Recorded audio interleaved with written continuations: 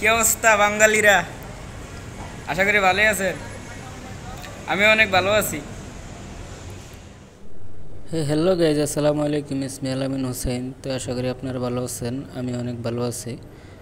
তো গাইজ, কাতার শহরে তো এখন বর্তমানে রাত। তো রাত্রেবেলা বাইর হয়েছি। সারাদিন রুমের ভিতরে বসে থেকে বোরিং লাগতেছে। তো আজকে একটু হাঁটাচলা করলাম রাত্রেবেলা। আর রাত্রেবেলা বাইর হইলে একটু ভালো লাগে, কারণ সারাদিন তো রোদের তাপমাত্রা এমনিতে আরব কান্ট্রিতে একটু বেশি, যে কারণে রাত্রে মানুষ হাঁটাচলা করে। তো রাত্রে বাইরে হইলাম। রাত্রে বাইরে হওয়ার পরে অনেকক্ষণ হাঁটাহাঁটির পরে দেখলাম যে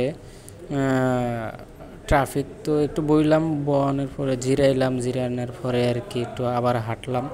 তো গাইস, কাতারে একটা জিনিস ভালো লাগলো, এই দেশের নিরাপত্তাটা একটু বেশি, বুঝছেন। আমগো বাংলাদেশ ক্ষেত্রে তো মনে করেন যে এরকম একটা নির্জুম জায়গায় বসে থাকলে যে কোনো কেউ আইসা ধরতো, মারতো, কর দিত, হাতে মানে হাতাহাতি করে মোবাইলটা রেখা দিত বা টাকাগুলো রেখা দিত বা মারধর করতো, এরকম আর কি। কারণ আমার বাংলাদেশে তো মানে নিরাপত্তা বলতে যে মানে আছে, কিছু কিছু জায়গায় নিরাপত্তা নাই। আমি বাংলাদেশকে ছোট করতেছি না, মানে বাংলাদেশে যা ঘটে তা তুলে ধরলাম আর কি। তো কাতারের সম্পর্কে তো আলাদা বিষয়, কারণ কাতারে আইন কঠোর। তাছাড়া এই দেশে চোর বলতে কোনো কিছুই নাই বর্তমানে। কিন্তু সব দেশে ভালো খারাপ আছে, কাতারেও আছে। কিন্তু কাতারে অহরহ দেখা যায় না, বাংলাদেশে যেমন হাটে মাঠে সব জায়গায় দেখা যায় বা প্রতারণার শিকার হয়। কিন্তু কাতার সম্পর্কে ভিন্ন বিষয়, কারণ কাতারে কঠোর আইন। আর তাছাড়া সবাই সবার ব্যস্ততায় থাকে। আর কাতারে তো মনে করেন যে 99% মুসলিম। তো সেক্ষেত্রে কাতারে সবাই একটু সচেতনভাবে চলে। আর আইন যেহেতু কঠোর, যে কারণে সবাই সচেতনভাবে চলে, ট্রাফিক আইন নিয়ম মেনে চলে।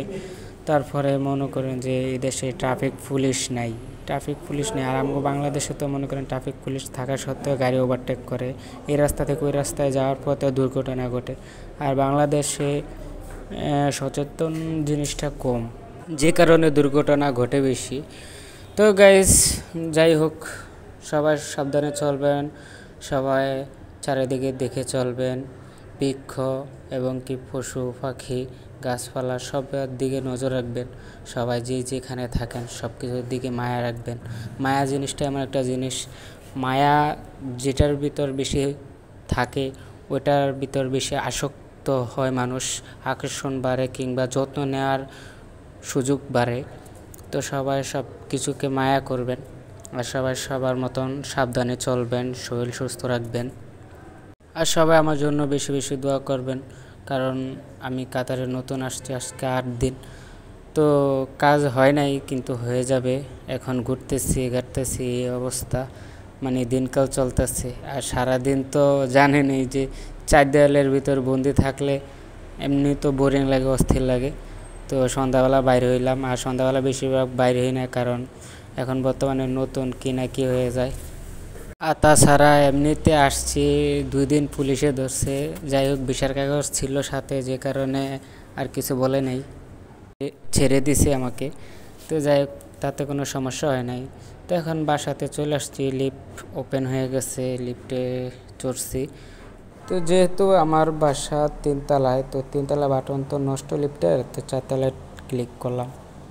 তো 4 তলায় ক্লিক করার পরে কতক্ষণ ওয়েট করলাম। আর লিফটের ভিতরে এমনিতে গরম, কারণ লিফট একটা নষ্ট একটা ভালো। তো যেটা নষ্ট ওটাতেই আমি উঠছি। তো লিফট ওপেন হয়ে গেছে। আর আমি ভুলবশতে আমি 4 তলার রুমে, মানে আমার রুম যেদিকে ওই দিকে চলে যাওয়া দোষী। তো ভাবলাম যে এটা তো আমার রুমের মতন দেখা যাচ্ছে না।